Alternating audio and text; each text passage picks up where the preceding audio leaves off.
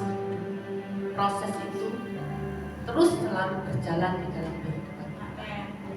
Dan saya mau, sebelum saya masuk ke dalam firman, saya mau memujikan satu pujian. Karena dalam 1 minggu ini, pujian ini terus ada di dalam hati dan pikiran saya. Saya nggak tahu apa maksudnya Tuhan, tetapi pujian ini terus ada. Engkau lebih tahu keperluanku dan harapanku. Engkau yang mengatur keperluanku dengan ajaib.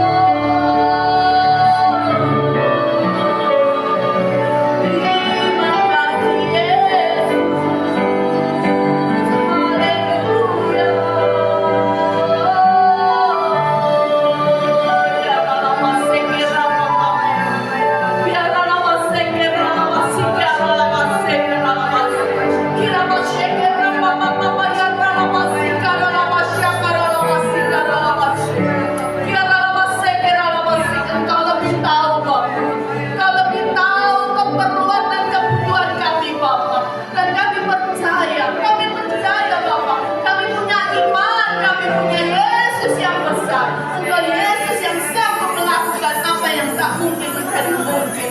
Tiada masih kira masih kira masih kira masih kira masih kira masih kira masih kira masih kira. Terima kasih Yesus. Terima kasih. Terima kasih. Kau masih mempercayakan kami Tuhan untuk melihat mujizat terjadi di dalam setiap kehidupan kami. Terima kasih. Bahkan apa yang tidak pernah kami lihat, apa yang tidak pernah kami dengar, dan apa yang tidak pernah timbul di dalam hati, Engkau menyediakan semuanya bagi kami. Kami percaya Yesus. Engkau ajaib. Terima kasih.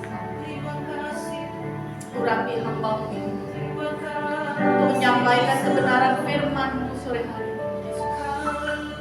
Kau juga kuasai tempat ini. Segala kuasa kegelapan, roh iblis, Kau keluar tinggalkan tempat ini. Karena Yesus berkuasa atas tempat ini. Yesus bertahta di atas pujian penyembahan. Terima kasih Bapak. Terima kasih. Kau berikan kepada jemaat-Mu di tempat ini hati seorang murid, telinga seorang murid, dan pikiran seorang murid, sehingga kami boleh mengerti apa maksud dari kebenaran firman-Mu sore hari ini. Terima kasih Tuhan Yesus. Di dalam nama-Mu kami siap untuk mendengar firman dalam nama Yesus. Amin. Silakan duduk Bapak Ibu. Sore hari ini saya akan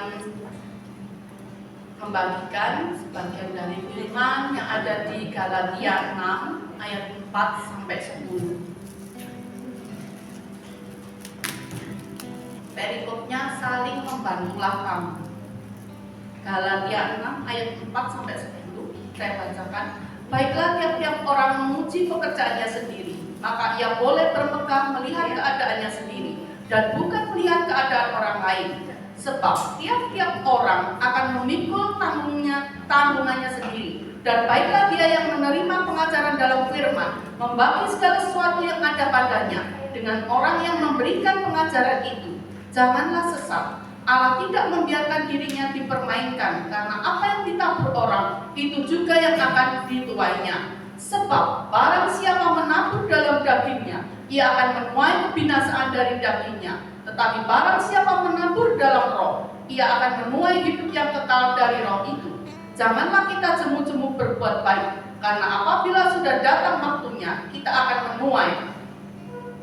Jika kita tidak menjadi lemah, karena itu, selama masih ada kesempatan bagi kita, marilah kita berbuat baik kepada semua orang, tetapi terutama kepada kawan-kawan kita seiman. Amin. Bapak Ibu, hari ini minggu terakhir di bulan Januari. Jadi masih masuk awal tahun 2024 ya Bapak Ibu. Biasanya kalau tahun yang baru kita itu mesti melihat pencapaian kita di tahun 2023. Apa yang sudah kita capai, apa yang belum. Kemudian untuk di tahun 2024 kita mulai buat. Kita maunya apa di tahun 2024 ini? Kita mau berencana apa? Apa yang harus kita lakukan? Betul ya Bapak Ibu ya? Biasanya begitu kan ya? Jadi bahkan ada yang sampai ditulis jadi bisa dilihat. Nanti akhir tahun dilihat, oh yang ini sudah dapat, yang ini sudah dapat, yang ini belum, dan kita yang belum itu kita pergumulkan lagi di tahun berikutnya, ditambah lagi macam-macam ya Bapak Ibu keinginan, karena setiap manusia kan tidak pernah puas ya. Sudah ini masih maunya yang ini gitu ya. Nah sekarang tentunya kita itu pengen mencapai sesuatu yang baik di tahun 2024. Meskipun banyak prediksi tahun yang susah, tahun yang sulit, baik itu ekonomi dan sebagainya, ada tahun politik yang kadang-kadang itu di berita WA itu bahwa ya Bapak Ibu ya di blow up nggak karuan. Nah, membuat kita itu semua menjadi takut kan gitu. Tapi kita punya Tuhan yang besar. Kita nggak perlu takut, asalkan kita tetap bersandar, Tuhan pasti tolong. Ya, amin. Nah, apa yang kita lakukan di tahun 2024 itu pasti pengen yang terbaik dan mendapatkan hasil yang terbaik. Terus gimana? Apa yang kita perbuat? Apa yang harus kita buat untuk mendapatkan hasil yang terbaik? Tentunya semua itu tidak bim-salabim, tidak instan, tetapi ada proses yang kita lalui. Seperti tadi ceritanya, kesaksiannya Ibu Jin, ada proses yang harus dia lalui. Jangan sampai ceritanya tadi COVID, suaminya sampai saturasinya 68, itu memang benar-benar suatu kemurahan Tuhan kalau suaminya Jin bisa sehat sampai sekarang, karena kakak saya lewat, Bapak Ibu, waktu Delta itu dia lewat, saturasinya juga 60-an, dia lewat. Nah, apa yang mau kita jalankan untuk mendapatkan hasil yang terbaik? Judul khotbah saya malam hari ini menuai benih. Jadi kita harus menanam benih yang bagaimana untuk mendapatkan pencapaian kita di tahun 2024 ini hasil yang terbaik. Kalau saya renungkan di Galatia tadi yang saya baca dari ayat 4 sampai 10, itu ada 4 hal. Yang pertama, kita harus bersyukur dengan berkat Tuhan.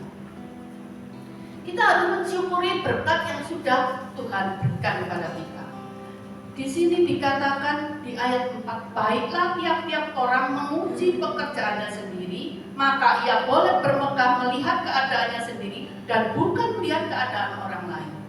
Jadi artinya kita nggak boleh lihat orang lain, kita nggak boleh iri sama orang lain.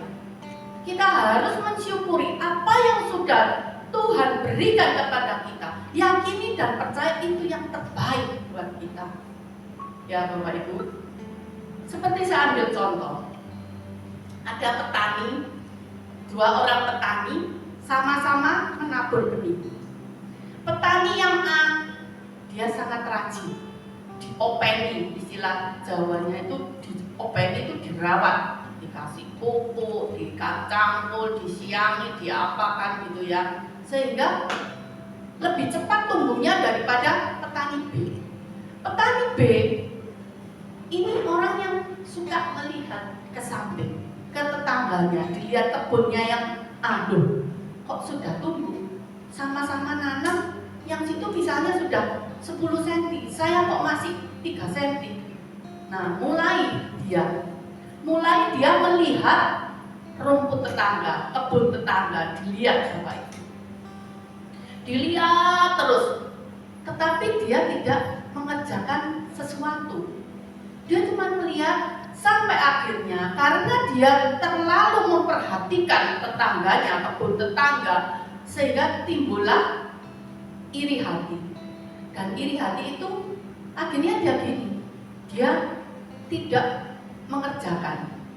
Dia cuma melihat saja, kerjaannya tiap hari melihat saja. Ini diapakan, tapi dia menjadi malas.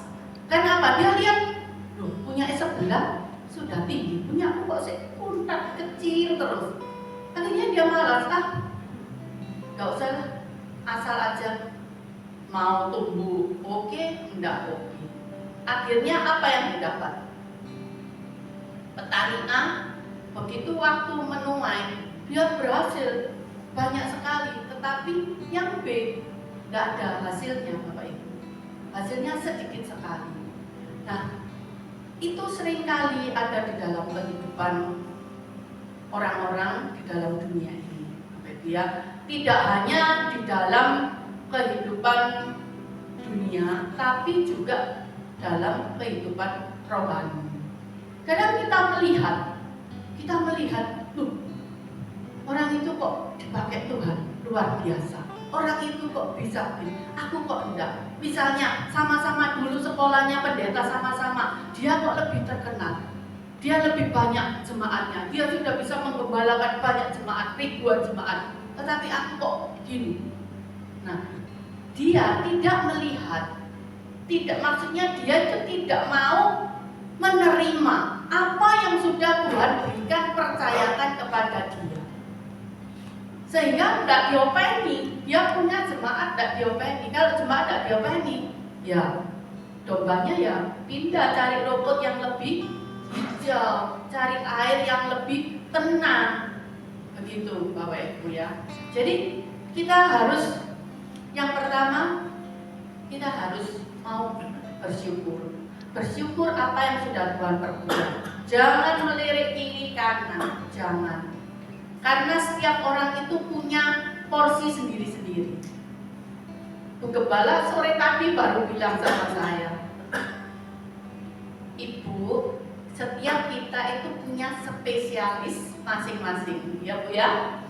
Bilang itu. Jadi jangan takut. Kita tuh harus, apa yang sudah Tuhan percayakan, itu yang harus kita perbuat.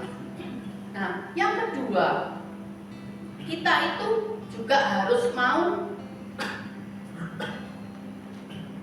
bertanggung jawab. Kita harus fokus seperti yang saya katakan tadi. Kalau Tuhan sudah tempatkan kita sebagai, misalnya ada yang WL, ada yang singer, ada yang pemain musik, ada yang multimedia, ada yang memberitakan firman, ada yang pendoa syafaat, itu masing-masing itu nggak bisa sama Bapak Ibu ya. Jadi kita saling menopang, kita saling mendukung sehingga menjadi satu tubuh. Nah, itu harus kita pertanggungjawabkan, karena di ayat 5 dikatakan, sebab tiap-tiap orang akan memikul tanggungannya sendiri. Jadi setiap orang punya tanggung jawab sendiri sama Tuhan. Apa yang Tuhan sudah berikan, kita kerjakan semampu kita, selebihnya urusannya Tuhan. Dan saya percaya Tuhan akan memimpin, membimbing kita terus sampai kita tuh menghasilkan suatu benih yang baik, buah yang manis yang bisa dinikmati. Tetapi kalau kita selalu melihat ke sebelah, ke samping, kita nggak fokus, kita nggak mau tanggung jawab sama apa yang sudah Tuhan berikan. Misalnya kita disuruh, kita itu sebagai hamba Tuhan menyampaikan firman, tapi kita nggak mau belajar. Kita tidak mau mendengar masukan dari orang. Kita nggak mau tiap hari punya waktu yang spesial buat Tuhan. Bagaimana kita bisa seperti misalnya teman sepelayanan kita? Nggak bisa Bapak. Bahkan suami istri yang sama-sama melayani Tuhan itu bisa berbeda Bapak Ibu. Karena apa? Karena dari tanggung jawab kita. Kalau Tuhan sudah memberikan tanggung jawab yang besar pada kita ataupun yang kecil, kita kerjakan. Seperti minggu lalu saya berdoa dengan Ibu Gembala. Tuhan berkata, satu karunia kalau kamu sembunyikan tidak akan berlipat kali ganda. Tetapi kalau satu karunia kamu kerjakan, bisa hasilnya berlipat kali ganda. Nah, saya dari situ, oh iya Tuhan, berarti saya ini gak boleh lihat kanan, lihat kiri, memandang ke sana, ke sini, tapi saya harus fokus. Kalau Tuhan sudah percayakan saya, Tuhan sudah taruh saya di tempat ini, mau banyak, mau sedikit, harus tetap fokus, diopeni. Jemaatnya, dombanya diberi makan rumput yang hijau dan air yang segar, biar dombanya gemuk-gemuk. Gitu ya Bapak Ibu ya. Bukan gemuk badannya ya Bapak Ibu, tapi gemuk di dalam iman, di dalam kesehatan. Itu boleh baik. Karena kalau makanannya baik, tentu kita hidupnya sehat ya. Nah, setelah itu Bapak Ibu, setelah kita dapat menerima berkat, itu juga harus kita kelola dengan baik. Ya. Berapa yang Tuhan sudah berikan itu kita kelola dengan baik. Kita bertanggung jawab sepenuhnya kepada Tuhan. Ya. Karena semua yang ada itu semua miliknya Tuhan. Apa yang kita punya, apa yang kita bisa saat ini, itu semua miliknya Tuhan. Jadi kita nanti saat tiba waktunya kita pulang ke rumah Bapa, kita ada pertanggungjawaban di hadapan Tuhan. Apa yang sudah kita perbuat. Dan yang ketiga, kalau kita sudah bisa bersyukur, kita sudah bisa bertanggung jawab, kita sudah fokus dengan apa yang Tuhan berikan. Yang ketiga, jangan serakah. Dikatakan di ayat 6 dan 7, dan baiklah dia yang menerima pengajaran dalam firman, membagi segala sesuatu yang ada padanya dengan orang yang memberikan pengajaran itu. Jangan sesat. Allah tidak membiarkan dirinya dipermainkan, karena apa yang ditabur orang itu yang akan dituainya. Jadi kalau kita sudah menerima berkat, jangan lupa sama yang memberi berkat. Kalau kita sudah dibimbing oleh mungkin ibu rohani, kakak rohani kita, kalau kita sudah bisa lepas dari segala permasalahan kita sudah bisa berhasil. Jangan lupa dengan yang membimbing kita. Kalau kita biasanya jangan jadi orang yang boncengli, ya, tidak punya aturan, sudah ditolong, sudah dibimbing, sudah dibawa ke air yang tenang, habis itu halo, dadah, siapa lu, siapa gue. Jangan, Bapak. Kita nggak boleh serakah. Kita harus membagi apa yang kita punya, kita bagikan kepada orang-orang yang membutuhkan. Tetapi yang terutama, kita harus membagikan apa yang kita punya kepada orang yang membimbing kita, kepada Tuhan Yesus. Kita harus membagi untuk pelayanan, untuk pekerjaan Tuhan dimanapun kita berada. Karena ada yang seperti saya katakan, setiap daripada kita punya porsi masing-masing. Ada kita yang dipakai Tuhan sebagai saluran berkat untuk pelayanan pekerjaan Tuhan dimanapun Tuhan tempatkan kita di situ. Jadi jangan jadi orang boncengli tadi, jangan serakah. Kalau ada permasalahan cari Tuhan, Tuhan Bu Esti tolong doakan saya. Begitu selesai, kelihatan Bu Esti di pasar Ratu, nggak mau mampir. Jangankan ditraktir, mampir aja enggak. Seolah-olah tidak kenal.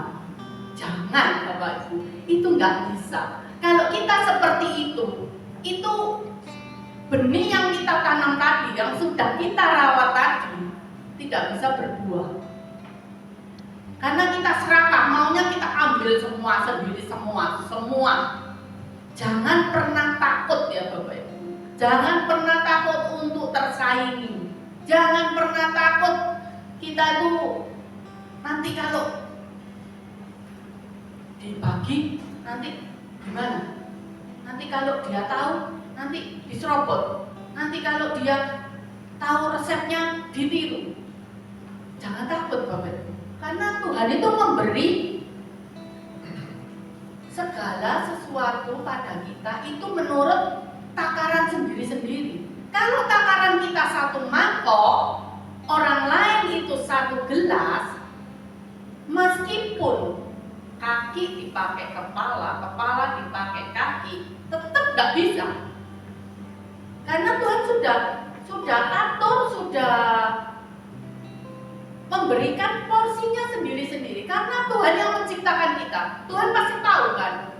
Kalau ini belum tiba waktunya, saya berikan seperti ini, pasti dia jatuh dalam pencobaan, pasti dia tidak selamat.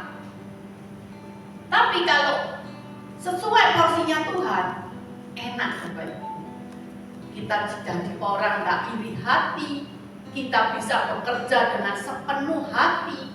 Karena Alkitab juga berkata, kalau kita bekerja, punya pekerjaan, bekerjalah dengan sepenuh hati.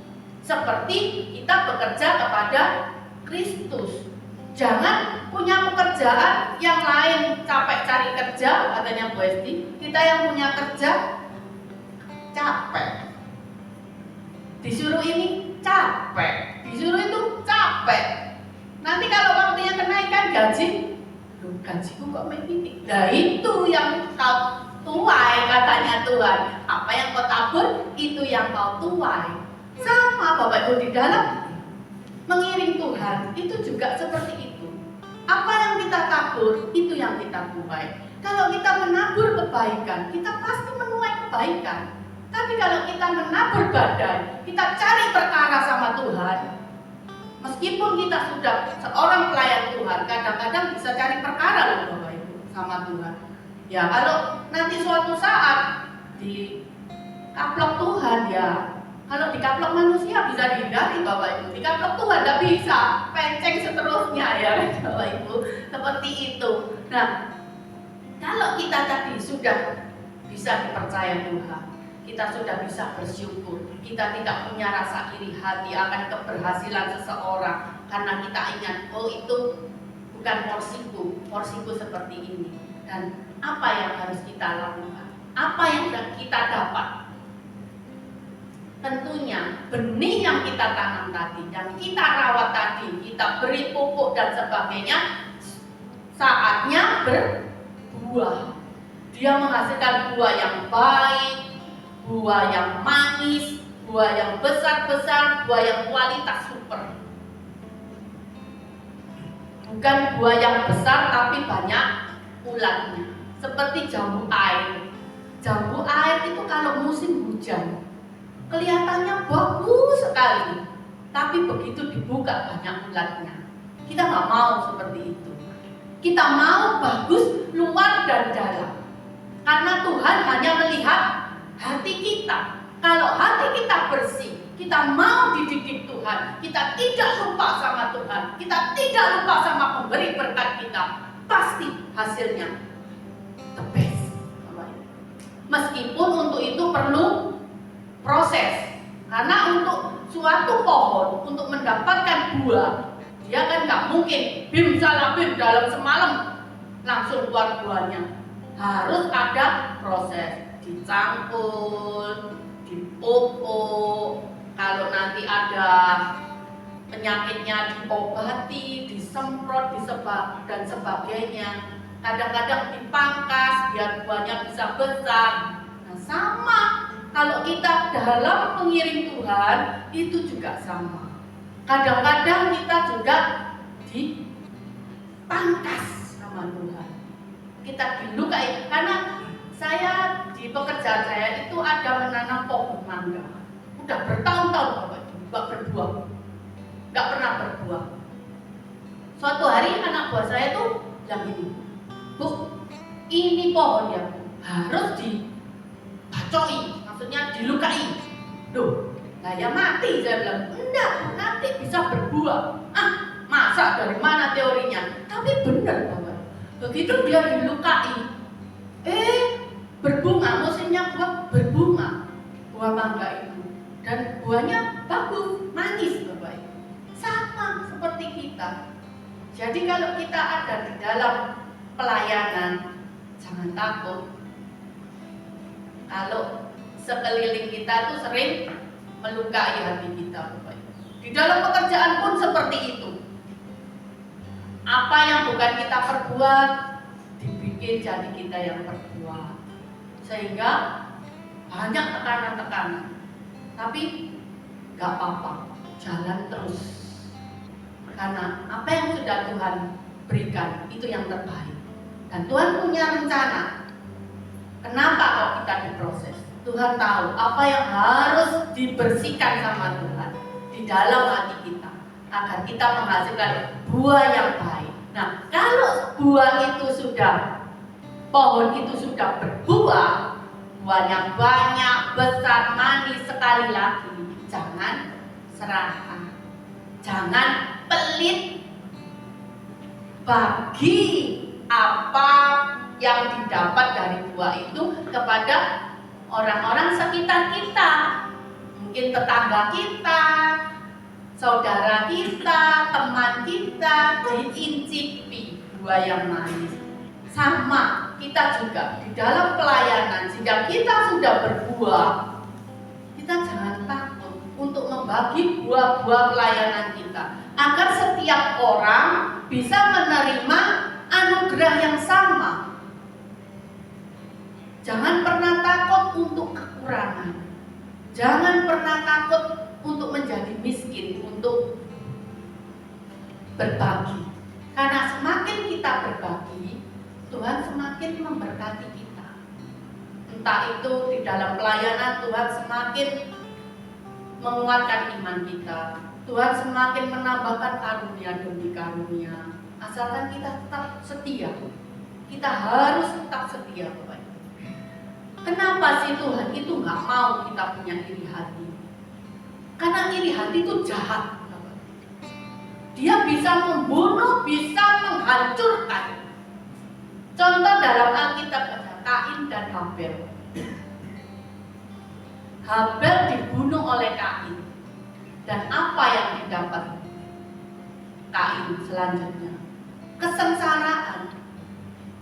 Tuhan berkata bahwa dia akan susah hidupnya.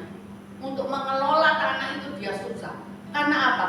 Karena darahnya Habel itu berteriak meminta keadilan sama Tuhan. Makanya itu Bapak Ibu, Tuhan seringkali berkata di dalam Amsal, jagalah hatimu dan dalam kewaspadaan, karena disitulah terpancar kehidupan. Kalau hatimu jahat, apa yang keluar di dalam hati itu keluar di mulut, yaitu Bapak Ibu. Jadi kalau hatimu jahat, perbuatanmu pasti jahat. Kalau hatimu baik, perbuatanmu pasti baik. Seperti itu Bapak Ibu ya. Jadi kita jangan takutlah. Kalau kita mau benar-benar menuai benih apa yang sudah Tuhan percayakan buat kita, lakukan segalanya. Apa yang sudah Tuhan suruh itu kita lakukan. Kita fokus, kita bertanggung jawab. Karena apa? Setiap orang itu punya porsi sendiri-sendiri, punya bagian sendiri-sendiri, di mana nantinya itu jadi satu tubuh Kristus. Dan kita di setiap pelayanan kita, ingat ya Bapak Ibu, kita memegang amanat agung Tuhan. Amanat agung Tuhan itu apa sih Bapak Ibu? Di dalam Matius 28 ayat 19. Karena itu pergilah, jadikanlah semua bangsa muridmu dan baptislah mereka dalam nama Bapa dan Anak dan Roh Kudus. Jadi kalau kita bisa baik, hidup kita dilihat orang, kita untuk menginjil gampang Bapak Ibu. Tapi kalau hati kita penuh iri hati, penuh dendam, kepahitan, bagaimana kita mau membawa jiwa? Hidupnya aja udah gak bener, kok mau bawa jiwa? Hidupnya aja di rumah kayak singa lepas dari kandang Bapak Ibu ya. Tapi kalau di luar rumah manis seperti anak kucing Bapak Ibu. Tapi gak bisa. Tuhan gak bisa dikelabui.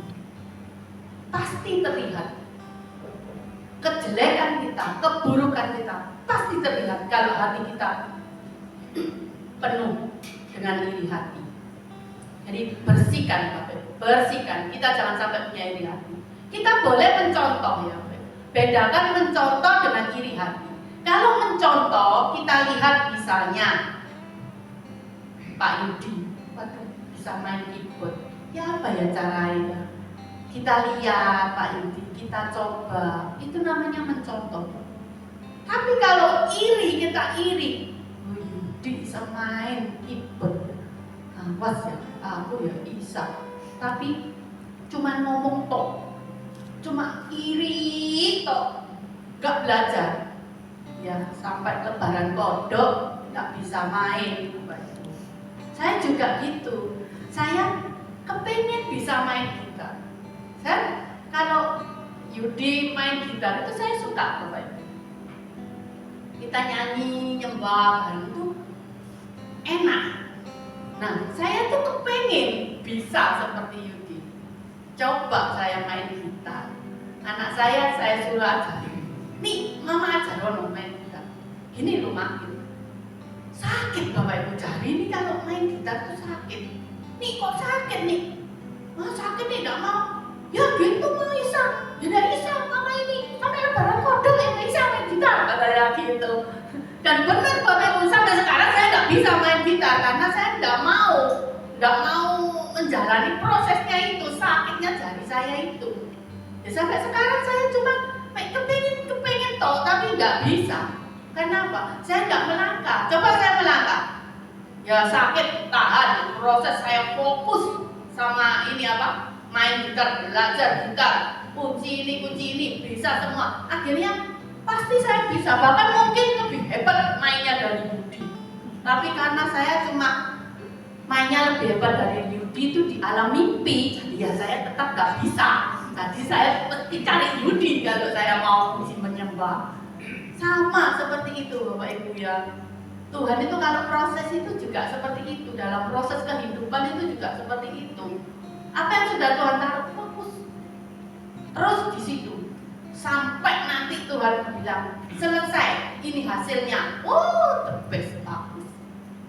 Seperti kita tahu Ibu Gembala kita. Prosesnya kayak roller coaster ya Bu ya. Gitu. Tetapi dia tetap bertahan, tetap terus. Dan apa hasilnya? Luar biasa. Never give up. Luar biasa. Ibu kita ini hebat. Dia tidak menyerah. Seperti yel-yelnya Dorea. Ada ya? Dor. Gak kena. Dor. Gak kena. Gitu ya. Ya seperti itu Bapak Ibu. Jadi kita harus mau mencontoh Ibu Gembala ini. Jangan kita titik-titik. Aduh Tuhan, Ibu mau ikut CNA ya Tuhan yo. Kerja ya apa sih Tuhan? Tadi siang saya baru dengar firman. Saya sering kali bilang, nah ya, rumah saya itu di Pakpon.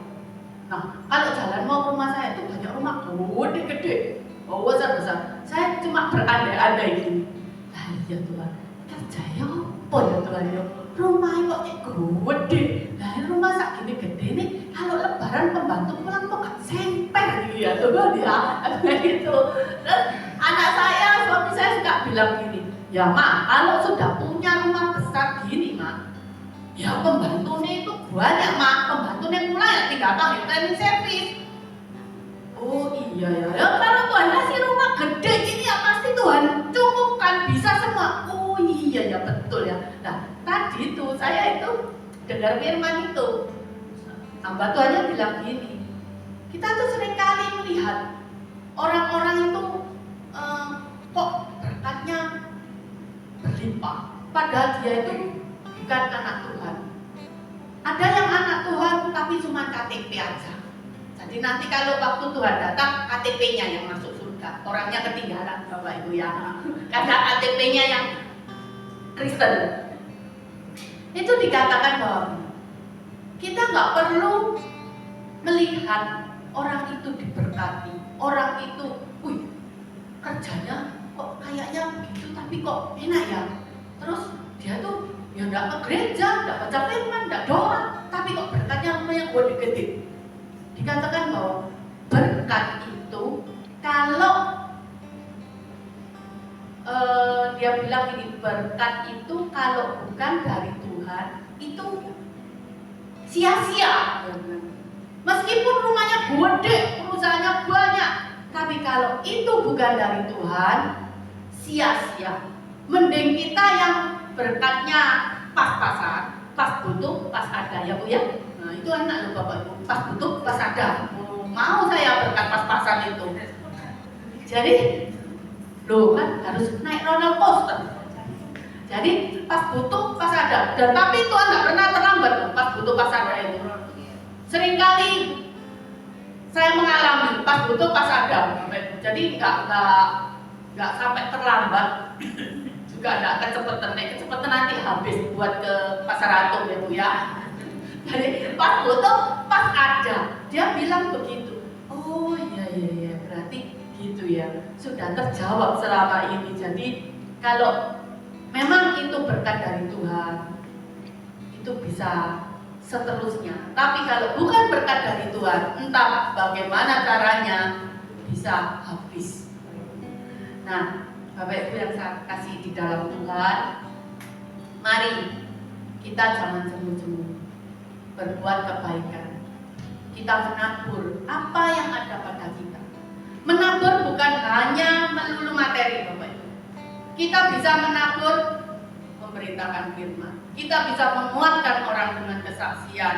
Kita bisa mendoakan orang yang sakit. Kita bisa berdoa untuk Ibu Gembala, Bapak Gembala, gereja, dan sebagainya.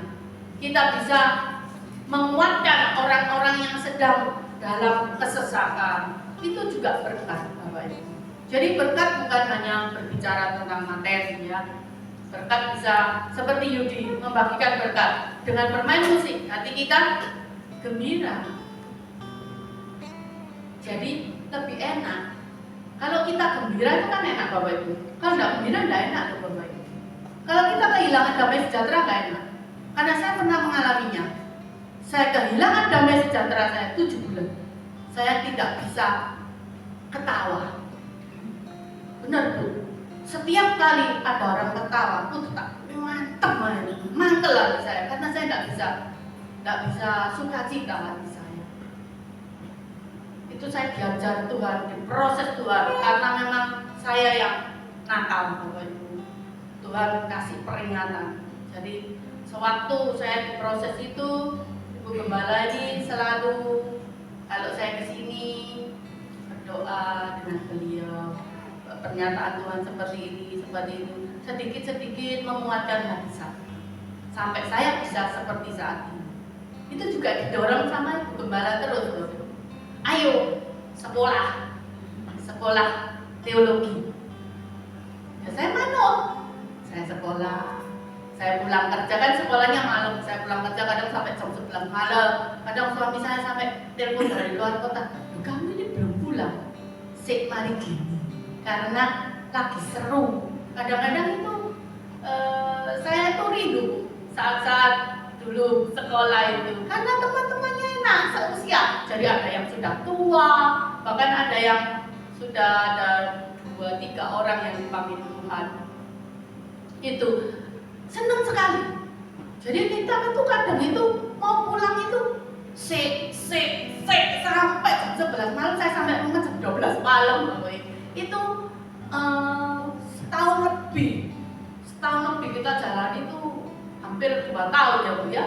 2 tahun kita jalan itu. Ibu Gembala terus mendorong saya, ayo kamu maju.